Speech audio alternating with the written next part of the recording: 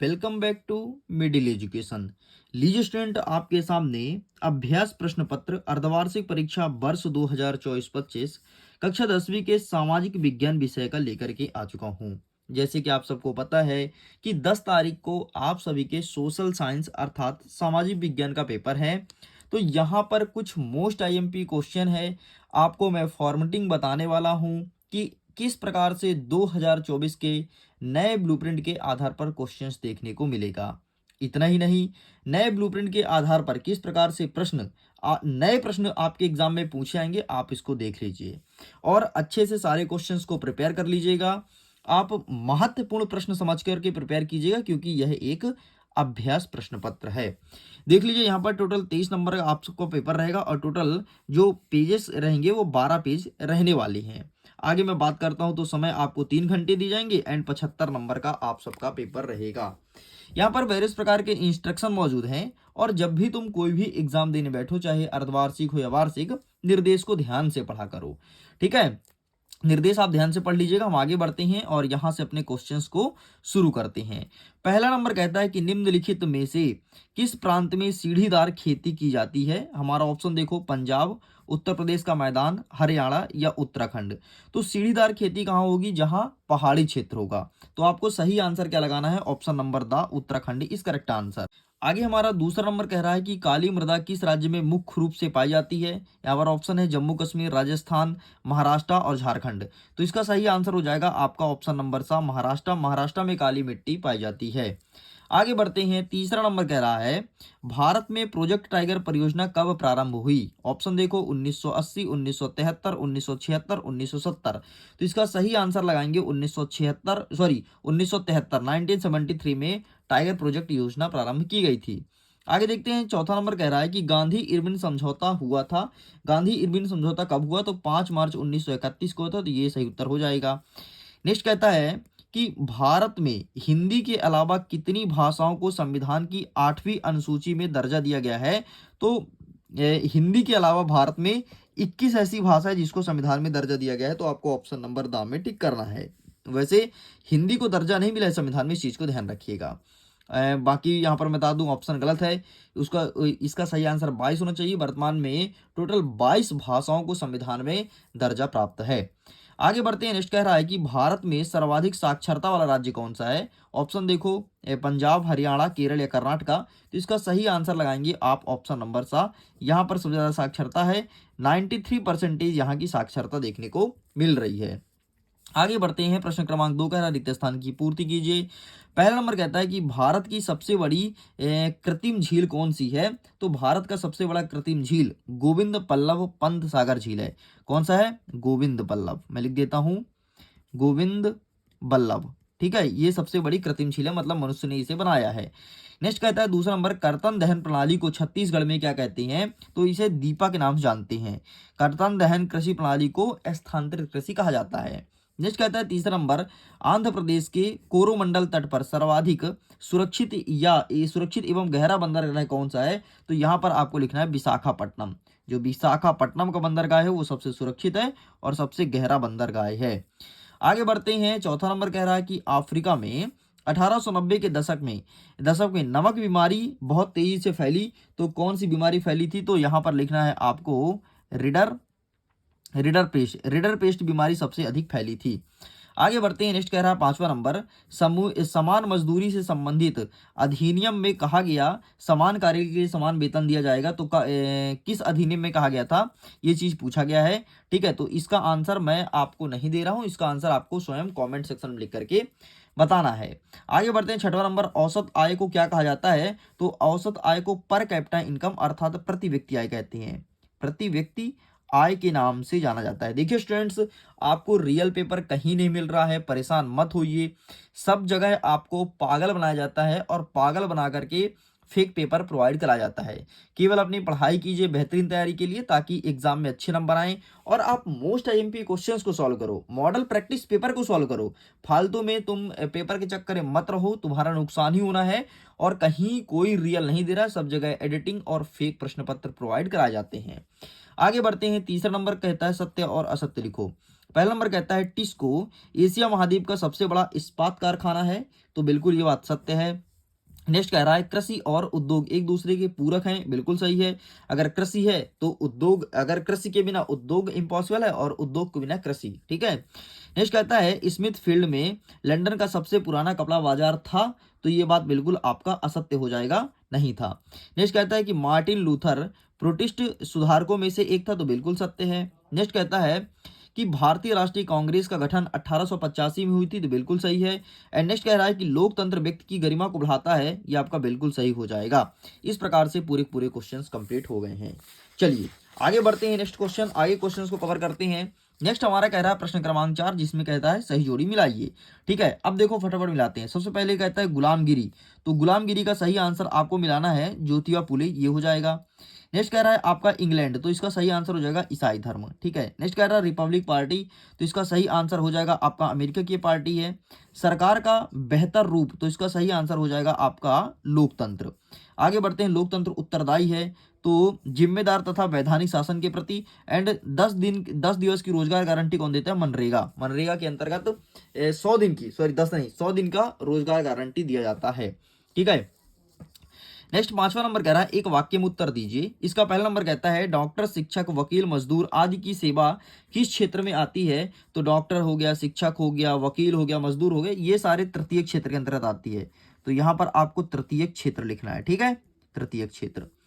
आगे बढ़ते हैं, नेक्स्ट क्या कह रहा है कि भारत में केंद्रीय सरकार के तरफ से करेंसी नोट जारी कौन करता है? तो RBI, RBI reserve bank of India, मतलब आरबीआई करेंसी नोट को जारी करता है।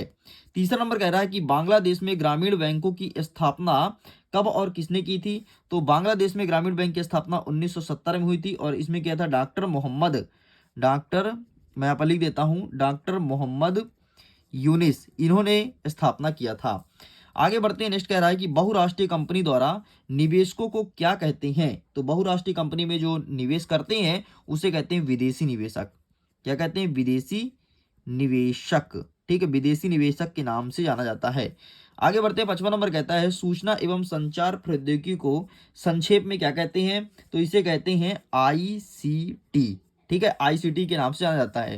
नेक्स्ट कह रहा है 6वां नंबर, विश्व व्यापार संगठन का ध्येय वाक्य क्या है? तो विश्व व्यापार संगठन का ध्येय वाक्य है कि विश्व व्यापार सुचारू रूप से, स्वतंत्र रूप से और पूर्वानुमित पद से हो, ठीक। इस प्रकार से ये कंप्लीट होता है। चलिए अब फटाफट आगे क्वेश्चंस को कवर करते हैं एंड उसके आंसर को भी हम साथ में देखते जाएंगे। देखिए आपके सामने अब आता है सबसे पहले प्रश्न क्रमांक 6। 6वां नंबर कहता है कि मृदा अपरदन से आप क्या समझते हैं? मृदा अपरदन का आशय बताइए, ठीक। तो आइए देखते हैं इसका सही आंसर, ये रहा आपके सामने आंसर, इसका फोटो क्लिक कर लो। आगे बढ़ते हैं, नेक्स्ट इसी के अथवा में कहता है कि पहाड़ी क्षेत्र में मृदा अपरदन को रोकथाम के लिए कौन से 2 कदम उठाए जाने चाहिए? ये चीज हमें लिखना है। तो पहाड़ी क्षेत्र में मृदा अपरदन को रोकने के लिए 2 कदम यहाँ पर लिखा गया है, तो आप इसका फोटो खींच लो। आगे बढ़ते हैं, नेक्स्ट कह रहा है 7वां नंबर कि जूट को सुनहरा रेशा क्यों कहा जाता है? जूट को सुनहरा रेशा के नाम जानते हैं, तो ऐसा क्या रीजन है कि उसे सुनहरा रेशा कहते हैं? तो ये रहा आंसर। चलिए आगे बढ़ते हैं, इसी के अथवा में कहता है कि भारत की एक खाद्य फसल का नाम लिखिए और जहां यह पैदा की जाती है उस क्षेत्र का नाम लिखो, ठीक है। भारत की एक खाद्य फसल बतानी है और जहां पैदा होती है उसका नाम लिखना है। ये रहा आंसर यहाँ पर गेहूं, और गेहूं के बारे में आपको डिटेलिंग करनी है। आगे बढ़ते हैं, हमारा 8वां नंबर कह रहा है कि आधारभूत उद्योग से क्या सही? ये प्रश्न पूछा गया है, ठीक है। तो इस प्रश्न का उत्तर मैं आपको दिखाने वाला हूं। चलिए तो ये हो गया। आगे बढ़ते हैं, तो ये रहा तुम्हारे सामने आधारभूत उद्योग, तो इसका फोटो खींच लो। चलिए आगे बढ़ते हैं, नेक्स्ट क्वेश्चन क्या कह रहा है इसी के अथवा में कि भारत में कृषि आधारित उद्योग कौन कौन से हैं? ठीक है, कृषि आधारित उद्योग कौन कौन सा पहचानना है। तो कई सारे उद्योग कृषि आधारित उद्योग हैं, मैं लिस्ट दिखाता हूं। ये देखो, कपड़ा उद्योग, चीनी उद्योग, कागज, वनस्पति तेल, चाय, ये सारे कृषि आधारित उद्योग हैं। एंड मैं अगेन बोलूंगा, इन सारे क्वेश्चंस को अच्छे से प्रिपेयर कर लो, कहीं भटको मत, कहीं कुछ रियल नहीं मिल रहा है। मुझे पता है तुम्हारे मन में यही आ रहा होगा कि सर आप ऐसे पढ़ा रहे हैं। देखो इसी वीडियो में अगर मैं यहाँ पर QR कोड लगा देता और नंबरिंग कर देता, तो इसी वीडियो को, मतलब इस जो दिखा रहा हूँ ना, इसको थोड़ी मैं सजा देता, रियल टाइप से बना देता, तो तुम इसी वीडियो को बहुत अच्छे से देखते। लेकिन अभी तुम्हारा मन बहुत विचलित हो रहा है। भाई क्वेश्चन है, तुम्हें क्वेश्चन से मतलब होना चाहिए और अच्छे क्वेश्चंस मिलने चाहिए, बस। बाकी तुम्हें रियल और फेक के चक्कर में नहीं रहना है। आगे देखते हैं, प्रश्न क्रमांक 9 कह रहा है कि स्थानीय एवं अंतरराष्ट्रीय व्यापार में 2 अंतर स्पष्ट कीजिए। ठीक है, तो ये रहा स्थानीय और अंतरराष्ट्रीय व्यापार, इसका फोटो क्लिक कर लो। आगे बढ़ते हैं। अथवा में कहता है कि प्रधानमंत्री ग्राम सड़क योजना से क्या आशय है। ठीक है, प्रधानमंत्री ग्राम सड़क योजना क्या कहलाता है, ये रहा PMGSY। ठीक है, इसका फोटो क्लिक कर लो। चलिए आगे बढ़ते हैं। नेक्स्ट कह रहा है प्रश्न क्रमांक 10, जाल बेराइन क्या है। ठीक है, ये प्रश्न पूछा है कि जाल बेराइन क्या है। तो आइए हम आगे इसका आंसर दिखा देते हैं। ये रहा आपके सामने जाल बेराइन का पूरा पूरा आंसर लिखा गया, तो आप इसका फोटो क्लिक कर लो। चलिए आगे बढ़ते हैं। नेक्स्ट अथवा में कहता है कि नेपोलियन संहिता से क्या आशय है। नेपोलियन संहिता से क्या आशय, ये प्रश्न पूछा गया है। ये रहा है आपके सामने नेपोलियन संहिता, आप इसका फोटो क्लिक कर लीजिए। आगे बढ़ते हैं। नेक्स्ट 10वां नंबर कह रहा है कि गांधी जी ने असहयोग आंदोलन वापस लेने का क्यों फैसला किया। मतलब ऐसा क्या रीजन है कि गांधी जी ने असहयोग आंदोलन को रिटर्न लेने का तय किया। तो ये रहा इसका आंसर। ठीक, इसका फोटो क्लिक कर लो। आगे बढ़ते हैं। अथवा कहता है कि रॉलेट एक्ट क्या था और यह कब बना। क्या प्रश्न पूछा है, रॉलेट एक्ट क्या था, यह कब बना। तो ये रहा है आपके सामने answer, please take a screenshot. चलिए स्टूडेंट्स आगे बढ़ते हैं। यहां तक कवर कर लिए हैं हम, आगे क्वेश्चन को कवर करते हैं। तो ये रहा आपके सामने प्रश्न क्रमांक 12। 12वां नंबर कह रहा है कि कॉर्न लॉ से क्या आशय है। मतलब भुट्टे पर जो कानून लगाया गया था तो क्या कहलाता है। तो ये रहा आंसर, इसका भी स्क्रीनशॉट ले लो। आगे बढ़ते हैं। इसी के अथवा में कहता है कि आयात शुल्क से क्या तात्पर्य है। क्या प्रश्न पूछा है, आयात शुल्क से क्या तात्पर्य है। तो ये रहा है आपके सामने answer, please take a screenshot. आगे बढ़ते हैं। नेक्स्ट कह रहा है प्रश्न क्रमांक 13, बर्नाकुला प्रेस एक्ट क्या है और यह कब बना। बर्नाकुला प्रेस एक्ट क्या है और यह कब बना। तो ये रहा हमारे इस हमारा आंसर, आप इसका भी फोटो खींच लीजिए।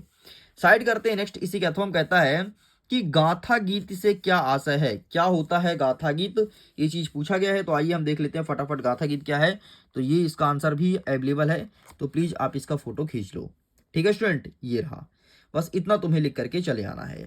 आगे बढ़ते हैं। नेक्स्ट क्या कह रहा है, नेक्स्ट कह रहा है प्रश्न क्रमांक 14, सत्ता का ऊर्ध्वाधर विभाजन क्या है। ये प्रश्न पूछा है। तो ये रहा सत्ता का ऊर्ध्वाधर विभाजन, इसका भी फोटो खींच लो।